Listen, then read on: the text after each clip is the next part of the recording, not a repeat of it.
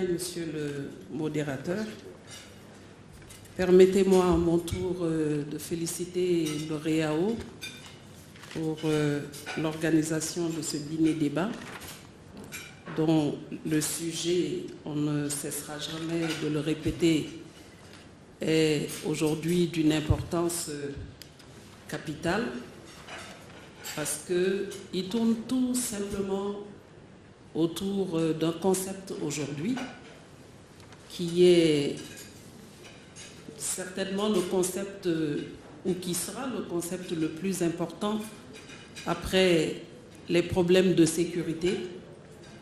C'est le concept de l'avenir du travail. Aujourd'hui, compte tenu du taux de chômage et compte tenu aussi de l'exode rural, compte tenu de toutes ces menaces qui pèsent sur nos populations en termes sécuritaires, en termes d'immigration, aujourd'hui, une seule question se pose à nous. Quel type de travail est-ce que nous devons inventer pour pouvoir absorber le chômage et notamment le chômage des jeunes? Mais avant de développer cela, je voudrais d'abord, à l'attention, en tout cas, du professeur Barr qui a présenté le film et certainement de la jeune entrepreneur qui s'est plainte de la qualité des services publics, lui dire que ceci est vrai, mais l'État s'est engagé depuis plus d'une décennie dans un programme de réforme consigné dans le programme de développement institutionnel. Et c'est à ce titre-là que nous avons vu naître les bureaux d'accueil et d'orientation dans les différents services. Et ces bureaux ont été évalués au bout de 10 ans et nous en avons conclu que désormais, il faudrait aller vers la dématérialisation et la simplification des procédures. Donc, il faudrait aller tout simplement vers la modernisation, l'informatisation des procédures au niveau de l'État.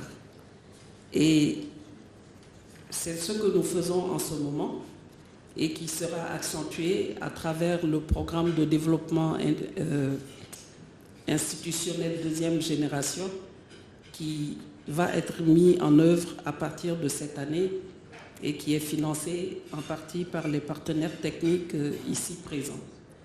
Toujours dans le cadre de l'amélioration des rapports usagers-administration, nous avons été dotés d'un site web sur l'administration qui donne des informations sur l'ensemble des démarches administratives au Mali, qui est un site qui a été offert par la coopération française et qui est aussi à l'image de Légifrance, que vous connaissez certainement, qui délivre aussi l'ensemble des informations sur les démarches administratives.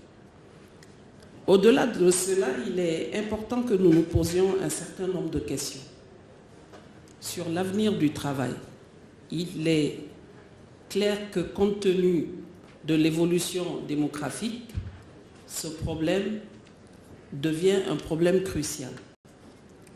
Et que quand nous regardons notre environnement, le taux de chômage étant ce qu'il est, d'ailleurs je disais à Awa la dernière fois dans mon bureau qu'il faudrait peut-être revoir les statistiques parce que la notion de chômage devrait être liée à l'obtention d'un diplôme académique ou d'une qualification professionnelle tout au moins. Mais quand nous regardons le cas du Mali aujourd'hui, nous nous rendons compte qu'au moins 70% des jeunes sont des jeunes ruraux qui ont arrêté leurs études en chemin ou qui sont ici dans les grandes capitales ou dans les villages et qui s'adonnent à de l'entrepreneuriat, comme l'a dit M. Diallo de la BNDA, dans le secteur informel. Il s'agit aujourd'hui d'encadrer ce secteur informel et de le rendre attractif. Et c'est là que nous intervenons. C'est vrai, nous sommes le ministère de la fonction publique. Nous ne sommes pas pourvoyeuses d'emploi en tant que fonction publique, mais nous sommes aussi ministère du Travail, en ce sens que nous avons en charge l'application de la législation du travail et le contrôle de l'application de la législation du travail qui contient quand même un certain nombre de dispositifs qui peuvent rendre des secteurs assez attractifs. À ce titre-là, nous avons relu avec le patronat tout récemment le Code du travail qui a été approuvé par l'ensemble des acteurs, gouvernement, syndicats et patronat, qui est sur la table de l'Assemblée. Et à ce titre aussi, nous nous devons de créer, comme l'a dit M. Diallo,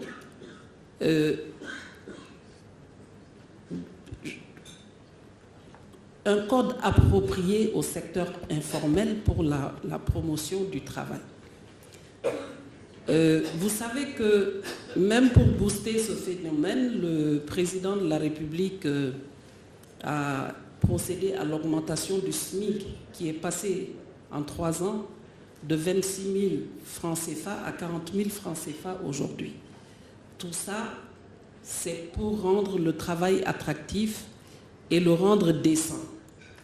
Que les gens puissent travailler dans des conditions de sécurité au travail, percevoir un salaire minimum qui puisse garantir un certain nombre de besoins.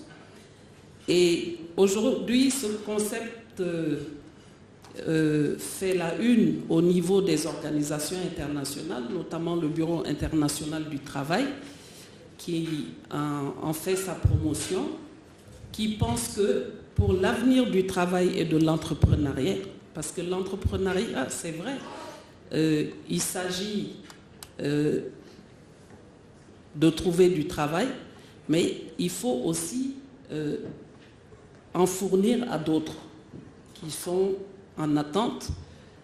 Et dans ce cadre-là, le Bureau international du travail prévoit un certain nombre de dispositions qui tendent à fédérer l'ensemble des efforts fournis dans ce secteur. Il s'agit notamment de voir avec le secteur financier, de voir avec le secteur industriel, de voir avec le secteur du commerce, de voir avec les ruraux dans le cadre de la chaîne de valeur, de la transformation des produits, comment nous pouvons sécuriser, en tout cas apporter une sécurité au travail. Sécurité, ce n'est pas que la sécurité physique, il s'agit aussi de la sécurité sociale. D'ailleurs, certaines assurances ont déjà commencé à couvrir les zones rurales. Et il s'agit aussi de l'accès au financement, il s'agit aussi de l'encadrement, de la formation surtout des formateurs, et aussi de la responsabilisation de ces jeunes entrepreneurs ou de ces jeunes travailleurs. Et il s'agit aussi pour l'État d'en tirer profit, c'est-à-dire de trouver une niche fiscale, une nouvelle niche fiscale qui va certainement améliorer aussi les conditions de vie des populations dans le cadre de l'exécution des programmes. Je voudrais m'en arrêter là. Merci. Monsieur le modérateur, pour ne pas être très long. À l'occasion, je reviendrai sur ces questions. Merci, Madame la Ministre.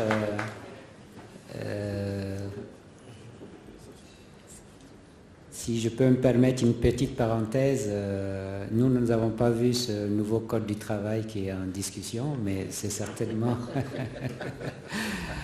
un frein. Ce Code du travail, en tout cas l'actuel, est un frein à la création d'emplois ici au Mali. Mais ça, c'est un autre débat, ce n'est pas le sujet. Alors, Cyril, pourquoi est-ce qu'il n'y a pas suffisamment d'entreprises créées au Mali dans le secteur secondaire, le secteur industriel?